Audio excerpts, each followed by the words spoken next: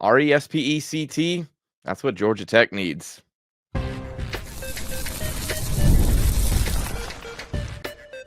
You are Locked On Georgia Tech, your daily podcast on the Georgia Tech Yellow Jackets, part of the Locked On Podcast Network, your team every day.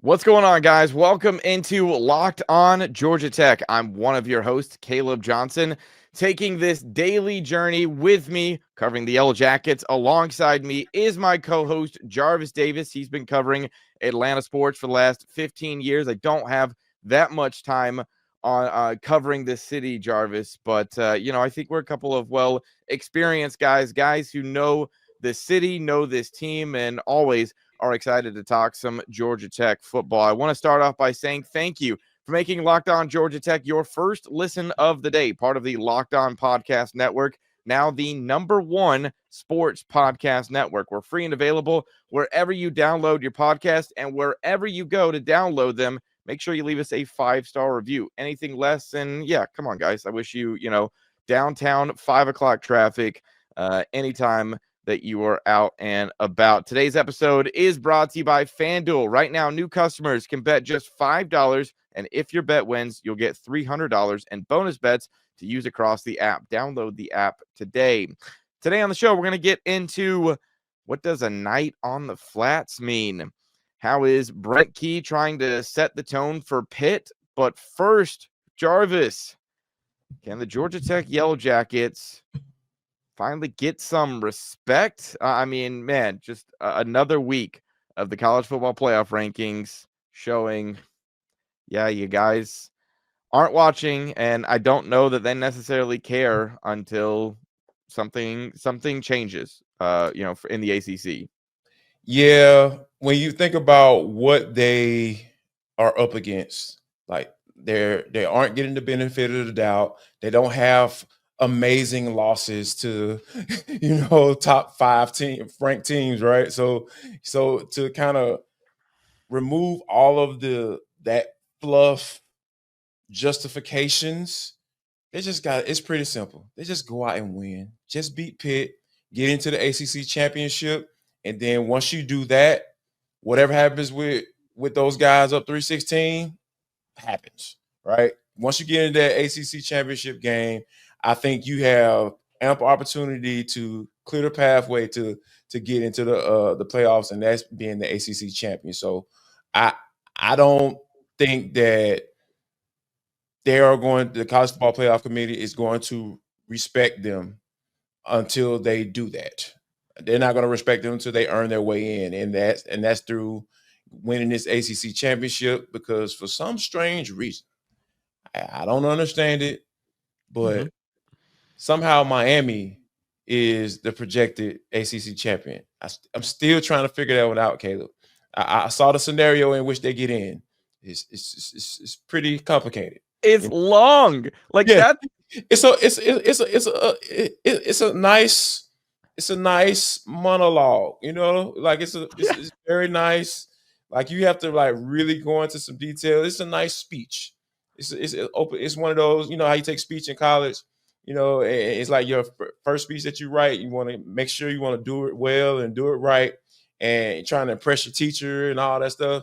It's one of those. It's just nice and long and detailed. So I'm not in the space to, at this moment, to look to the College Football Playoff Committee to give this team respect. Those guys just going to have to do it the old school way. Go out on the field and earn it. Yeah, I think it's one of those. It's honestly, it's just comical. It's comical. We've talked about it before in saying that, yes, this is a television show and they are trying to manufacture drama. And the excuses that they come up with, Jarvis, I'll say this. There is one part of it, of the conversation that took place Tuesday night that does concern me, which was the new chairman of the College Football Playoff Selection Committee, Hunter Yurachek, saying, when he was talking specifically about Georgia Tech, he mentioned strength of schedule. Yeah. And you're like, okay, heard that one. Yep. The specific quote that he had, though, is they need to continue to keep winning games and hope some things happen ahead of them that clear a path for them to move up. And I was like, hold on there. Whoa. Let's run that back. If my understanding is correct, the top 5 ranked conference champions make the college football playoff.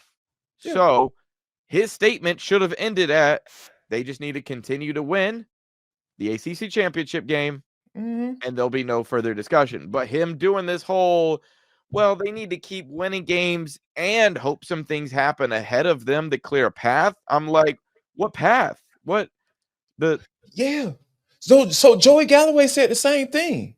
I was like, what are you talking about? He says there's no clear path in the ACC. What? What are you talking about? I don't understand this, Jarvis. You know, my dad likes to make up words, and you know, sometimes I'll make up words too when I talk. He's like, son, is your illiform? I was like, Dad, that's not a word. So, Mr. Yurchek, are you illiform? Joey Galloway, are you illiform? What is wrong with you? I don't understand. Like, that makes no sense. There's a pretty clear path. If Georgia Tech beats Pitt, they're in the ACC championship. So that means they have an opportunity to win the ACC championship, which would then put them in the conversation to have a bid, automatic bid, because they are a pretty high-ranked conference champion. They're 16th right now. So, you know, that could potentially happen.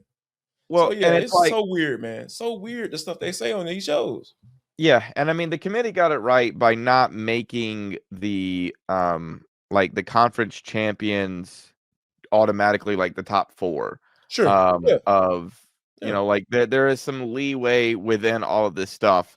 But the more that I've heard the committee explain their reasonings for certain things, the less respect that I have for them, quite honestly, and the more that Jarvis, hey, we on this podcast, we are friends of AI and use it for our benefit, certainly, and Yes. you know, it's daily things that you do.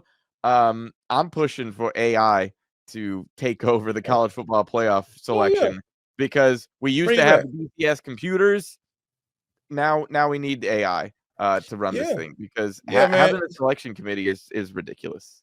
I would rather go to Claude. Hey, Claude, tell me, rank these top 25 teams for your boy, because this, like, the more, like, Yurchek, I promise you, man, it seems like he's in a hostage situation.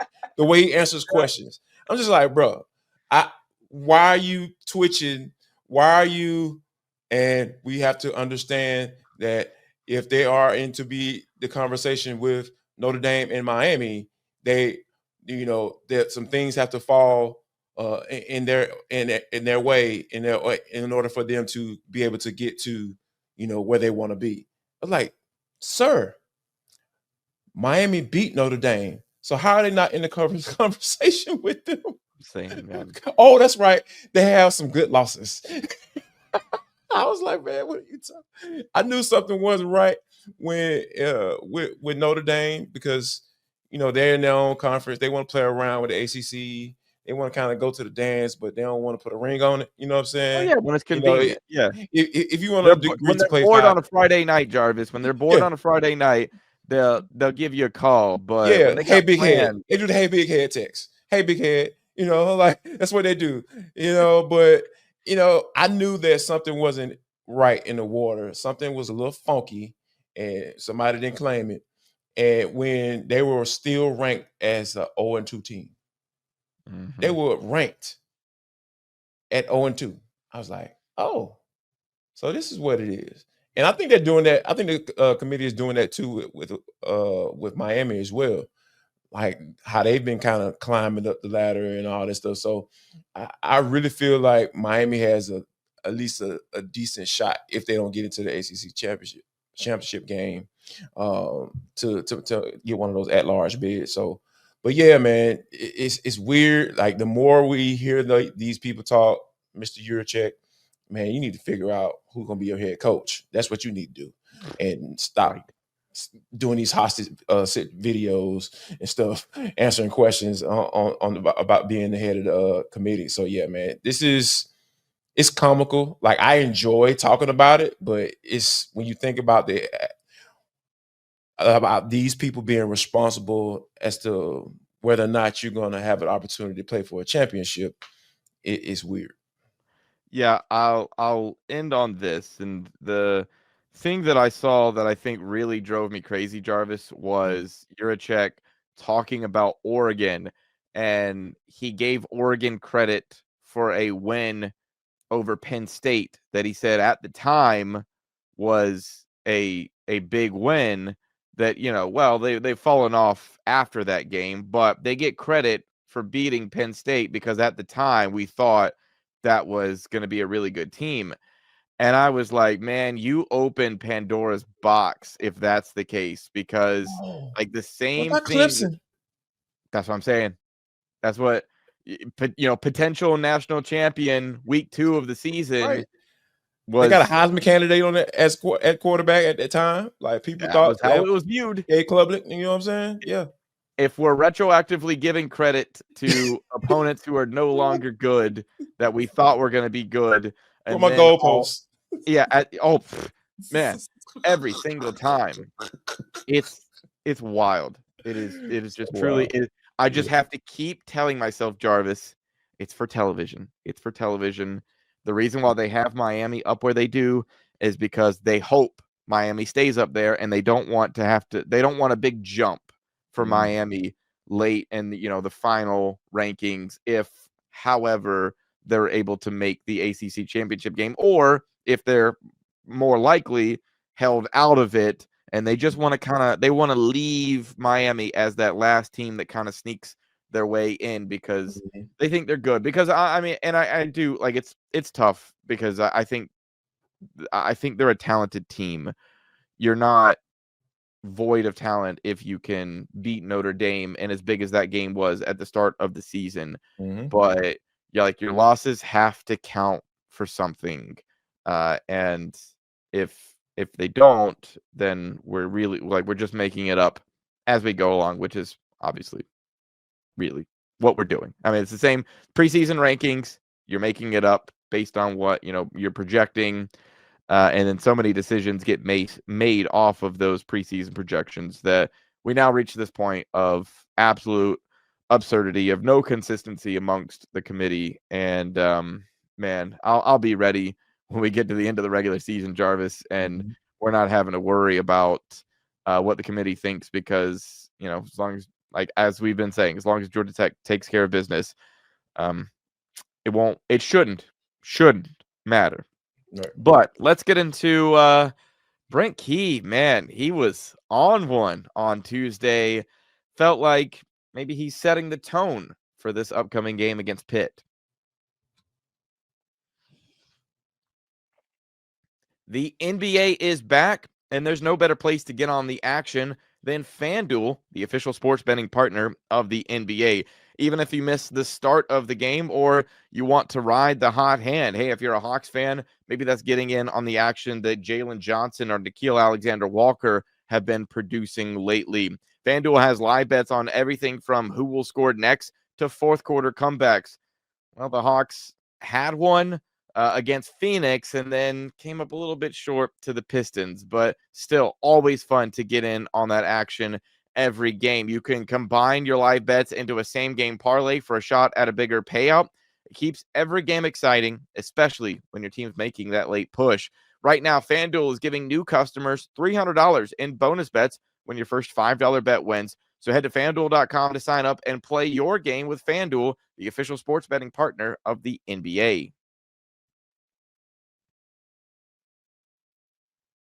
We want to thank you guys for making Locked On Georgia Tech your first listen of the day. Thank you for making Locked On the #1 sports podcast network. Jarvis, when it comes to Brent Key taking the podium, man, this guy has really started to become one of the greats, I think, in college football at cutting promos, but also giving some insight into what his team is doing. I mean, so many coaches, I feel like, give you a lot of platitudes and a lot of nothing, but Brent Key gave some insight on Tuesday as to the physicality that he has wanted and introduced to practice. Yeah, I think that's the main thing that I hear and feel when I'm standing there listening to Coach Key talk, because those are vibes that I get from how and who he was when he was a player. He carries that over, and it's not fake. It's authentic. It's real. And you can always tell, when you listen and be around certain coaches about like who they were. You can tell if they're a snake or a salesman or not. Like Lane Kiffin, I know. I ain't been around him, but I got a pretty good idea that he's a snake or a salesman. You've So, always hated on that man. yeah. Hey man, like I like to call it how I see it and how I feel it. So, that's what it is. Like the man is an intention, person, that the one that gets uncomfortable in church, and just leave it at that. So yeah, for me, I think that, but back to Coach Key, I think Coach Key is a guy that is hammering down a message. And I feel like this is the perfect moment in this game for it to finally kick in and transfer.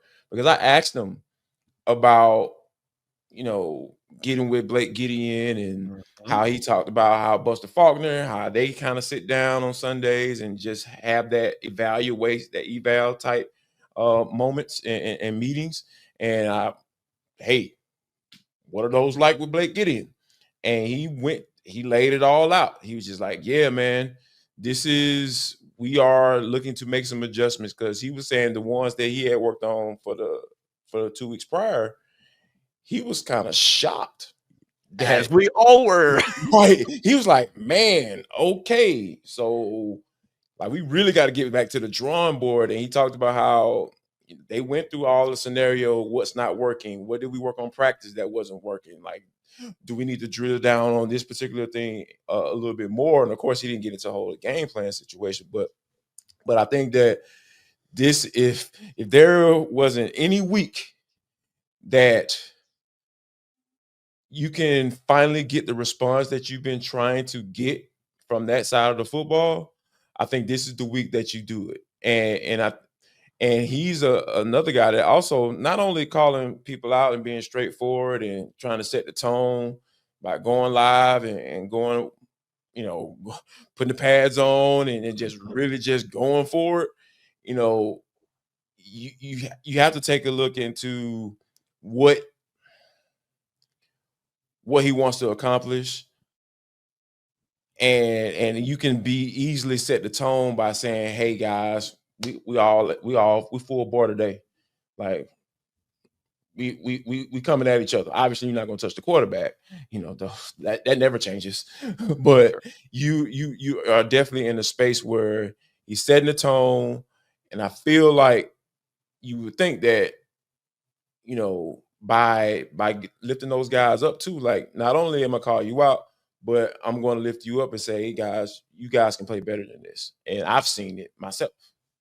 Yeah, I liked his thought process of he was talking first off when you asked him about his meetings with Blake Gideon, and he talked about having a one sheet, and they go, and they go through the sheet of, like you said, what went right, what went wrong. I was like, man, is there a janitor I could talk to at the university? Because I feel like that one sheet got crumpled up in a trash can somewhere, and I would just like a whole bunch of red marks on it. Yeah, I would just like to see what they saw, if it compares to what we've talked about on this podcast. I would imagine it's similar, but I like his philosophy of we're gonna live tackle, because hey, it's hard to tell the team you need to do something better if you're not actually going through the reps of doing it.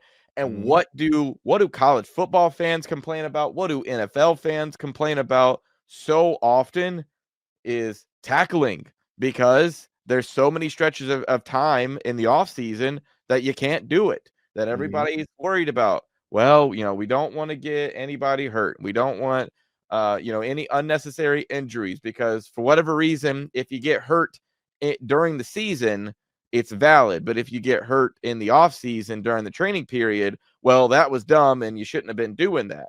At least is how it's viewed by a lot of people. And so I loved that there is purpose to the, hey, we want to be physical and we want to have some live tackling, but it's not just we're doing it for the sake of doing it, for the sake of, well, you guys need to have more live reps. Like it's is still a teaching moment that Brent Key is using to get this team better at tackling. Also, pointed out that he doesn't do this all the time, and I think really tried to make it it's not necessarily about Pitt, but he spoke a whole lot about the fact that Pitt's a physical football team.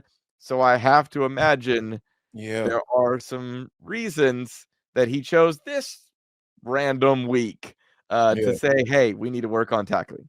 Yeah, man. That's the thing that when he was talking about Narduzzi and talking about how old school of a coach he is. Yeah. Like the team always takes on the identity of the head coach, good or bad. And one thing that you can say about Pat Narduzzi, he's a tough son of a gun, old galoot type guy, because we were going all in on him when he was talking about, hey, man, we can lose this game 100-0. All we got to do is win these ACC games. We'll be all right. Yeah, that's true, coach. But you probably don't want to frame it like that in front of the media in today's age. You probably would have been able to get away with that. And nobody would even wrote about it back in the day. But oh my gosh, in today's world, sir, I think you need to retract that. You didn't retract that. Jarvis, his team played they played against Notre Dame like a team that goes, oh yeah, we don't have to win this one. We just got to go win the next one. Because they. But you know what? I watched that game. I literally watched that game all the way to when BC and Tech came on, and that game was a lot closer than the score was, especially in the beginning, because that freshman quarterback that they have, man, that cat can slang it. He can slang it. He can until Notre Dame got him rattled and he started looking like a young quarterback. He look. I can understand why he's in a space where Narduzzi feels like he probably got his quarterback at least for the next 2 years. Because he has that type of talent. So when he was comfortable, he was slinging them up. And guess what? The last two quarterbacks that this team has played look like. They look very comfortable in the pocket. One was on one leg for 2 quarters. and he still wasn't concerned or wasn't hampered by the rush or bringing pressure. So I think that he knows exactly what he's up against. And it's not, like you said, it's not by chance that he said, hey, man, we went live today just to make sure these guys understand what we're getting ourselves into. And I think that he knows that on both sides of the football, those guys are going to be physical.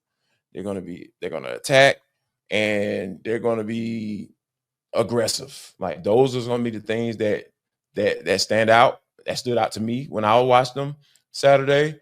And you can't come in there with your low confidence and, oh man, we've been giving up 15,000 yards in the last 2 games. No, man, that got to go, because you'll give up 5,000 more if you come in there with your heads down, because Pitt is coming to do something real strange to you.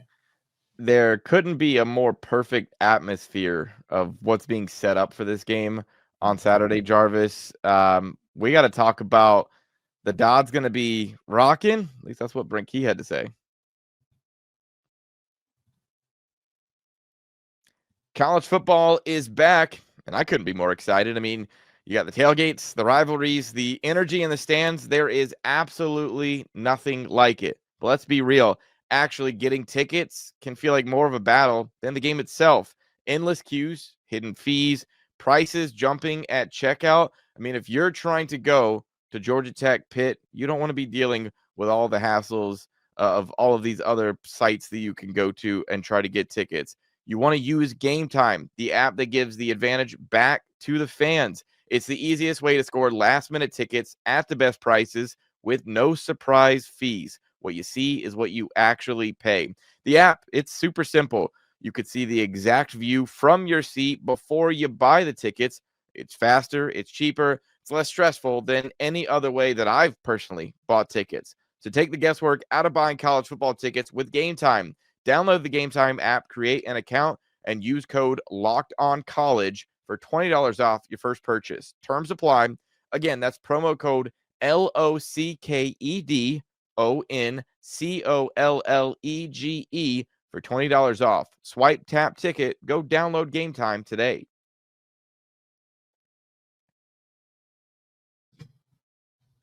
All right, Jarvis. We talked a little bit about what Brent Key had to say and the real like meat and potatoes of his conversation with the media on Tuesday, where he got into a lot about what they need to do better, and the physicality that he clearly wants. He also cut a WWE style promo because, I mean, our friend of the program, Reggie Chapman of 11 Alive, asked about the, I don't know, what are you kind of thinking that maybe the fact that you get a 7:00 kickoff at Bobby Dodd Stadium, you've got all of the ACC kind of environment. The focus of the weekend is on this game. I think I was trying to remember. Brent Key even called it like not a playoff game necessarily, but kind of like a precursor to knowing you've got to win this one to get to the next one. So let's listen into what Brent Key had to say about the expectations for Saturday night at Bobby Dodd. And it's not going to kind of be full. It's not going to maybe be full.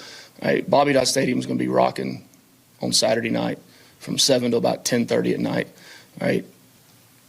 It is the greatest venue in the country to be able to play a night game here at Bobby Dodd.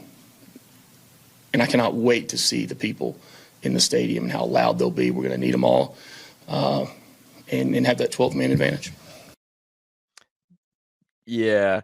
Jarvis, when I first heard him say this, I don't know why. I immediately went to the Source Awards of the, hey, if you don't want to worry about your manager dancing all in the video, like come to Georgia Tech, come to Bobby Dodd, because this place is gonna be rocking. It's not, like the whole, it's not gonna be kind, it's not gonna be sort of, it's gonna be packed. Like, I love the confidence that Brent Key has for this program right now and the expectations of this game on Saturday. Yeah, man, that's dope, man. But like I said, I feel like for the past 2.5 weeks, I just been want to put a helmet on. I just want to put a helmet on. I just want to start playing. I just want to start playing ball. I just want to run through somebody. I only got one down in me. That's it. I even asked Coach Key one day when he was talking about, stopping the opposing offense. He's like, yeah, man, we're just going to use the 12th man. So after the presser, Coach was walking away from the podium. I was like, hey, Coach, can I be that 12th man? He's like, goal line fullback. I was like, yep, that's all I got. And I only got one. I got one play for you. Because, man, he's just one of those guys where you just, again, you listen to him speak.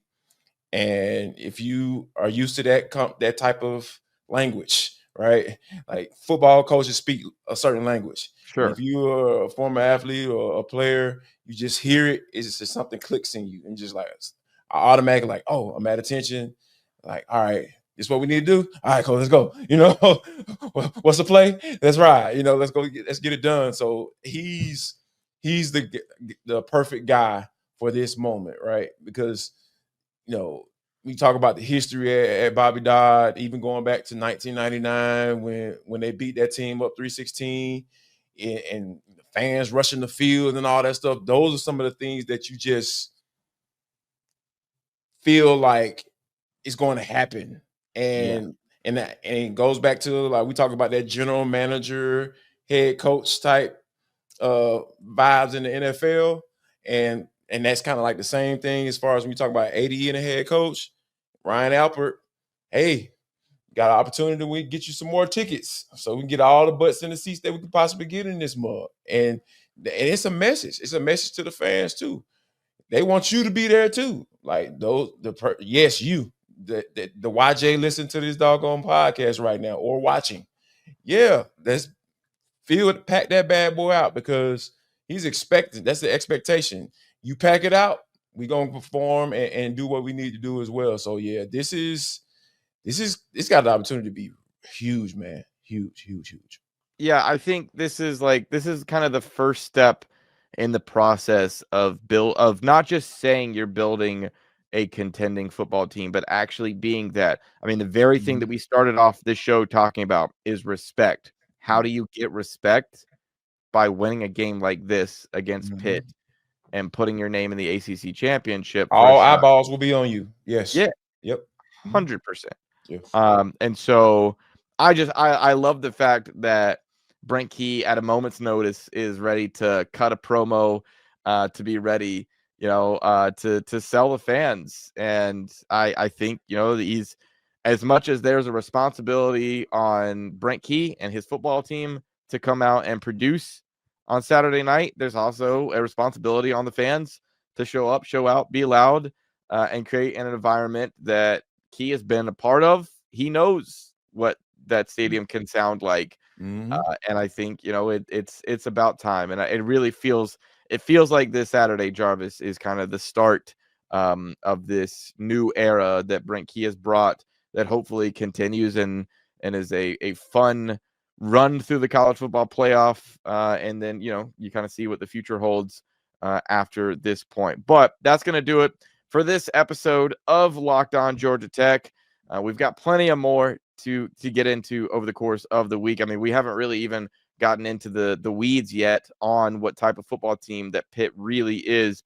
And so we'll certainly have the opportunity to do that later on. Make sure you subscribe on YouTube and anywhere you listen to podcasts for free. Make sure you follow the show on social media, Locked On Georgia Tech. Follow Jarvis at JarvisD90. I'm at ATL Johnson 18. Thanks for making Locked On Georgia Tech your first listen today. For your second listen, check out Locked On ACC.